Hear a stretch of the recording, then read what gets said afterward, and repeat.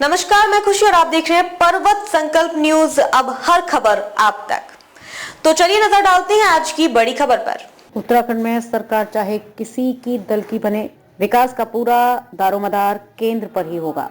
उत्तराखंड को अलग राज्य बनाने की मांग के मूल में विकास के प्रति छटपटाहट की मुख्य कारण रहा था। तत्कालीन उत्तर प्रदेश के पर्वतीय भूगोल वाले हिस्से की पहचान उस समय यहाँ स्थित चार धाम, गंगोत्री, यमुनोत्री, केदारनाथ व बद्रीनाथ के अलावा सरोवर नगरी नैनीताल और पहाड़ों की रानी कहे जाने वाले मसूरी जैसे पर्यटन स्थलों तक ही सीमित थी। पिछले एक दशक में उत्तराखंड ने प्रगति के कई सोपान तय किए हैं। इससे वर्ष 2017 से लेकर अब तक के 7 वर्षों में केंद्र व राज्य में एक ही दल की सरकार होने का सुफल कह सकते हैं, अथवा विकास के प्रति सकारात्मक रूप से बदलती सोच। कारण जो भी हो, इसका सीधा लाभ उत्तराखंड को मिला है।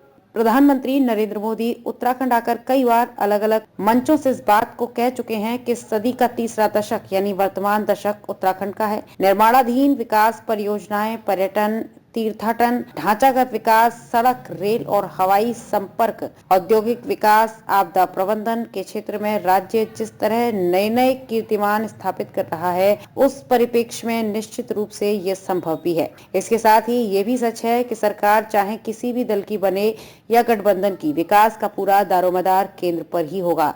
इन परिस्थितियों में स्वाभाविक है मतदाता के सामने ये प्रश्न होगा कि कौन सा प्रत्याशी या राजनीतिक दल वर्तमान दशक को उत्तराखंड का दशक बनाने में सक्षम होगा, और इसी सोच के आधार पर वो अपना निर्णय सुनाएगा। अलग राज्य की मांग के मूल में विकास, उत्तराखंड को लेकर अलग राज्य बनाने की मांग के मूल विकास के प्रति छटपटाहट की मुख्य कारण था। तत्कालीन उत्तर प्रदेश के इस पर्वतीय भूगोल वाले हिस्से की पहचान उस समय यहाँ स्थित चार धाम, गंगोत्री, यमुनोत्री, केदारनाथ व बद्रीनाथ के अलावा सरोवर नगरी नैनीताल और पहाड़ों की रानी कहे जाने वाले मसूरी जैसे पर्यटन स्थलों तक ही सीमित थी। हाँ, प्राकृतिक आपदाओं और सड़क दुर्घटनाओं के कारण भी इसकी चर्चा अक्सर होती थी। उत्तराखंड को अलग राज्य बने 23 वर्ष हो चुके हैं, जिसमें से 10 वर्ष कांग्रेस और 13 वर्ष भाजपा के पास सत्ता रही। पहले विधानसभा चुनाव के बाद, लेकिन इसके बावजूद केंद्र ने उत्तराखंड को विशेष औद्योगिक पैकेज दिया, जिससे यहाँ औद्योगिकीकरण की शुरुआत हुई। इसमें नारायण दत्त तिवारी के राजनीतिक अनुभव और अटल बिहारी वाजपेयी के निष्पक्ष दृष्टिकोण की सबसे बड़ी भूमिका रही। ऑल वेदर सड़क परियोजना, ऋषिकेश कर्णप्रयाग रेल लाइन परियोजना, केदारनाथ धाम का पुनरुद्धार, बद्रीनाथ धाम का स्पिरिचुअल हिल टाउन के रूप में विकास, गंगोत्री व यमुनोत्री धाम में आधारभूत सुविधाओं का विकास, केदारनाथ धाम व हेमकुंड साहिब के लिए रोपवे, राज्य की सड़कों के लिए केंद्रीय सड़क निधि से पर्याप्त धन, PMGSY में ग्रामीण क्षेत्रों में सड़कों का जाल, राष्ट्रीय नदी गंगा की स्वच्छता के लिए नमामि गंगे कार्यक्रम, ग्रामीण कराने के तमाम योजनाएं केंद्र के सहयोग से राज्य चला रही है।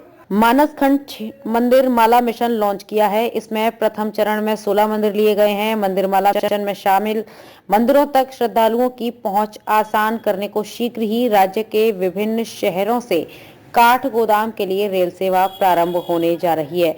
इस चारधाम यात्रा को सुरक्षित व निरापद बनाने का भी सरकार ने कई कदम उठाए हैं। इको टूरिज्म की दृष्टि से राज्य में नए पर्यटक स्थलों की विकास की मुहिम प्रारंभ की गई है।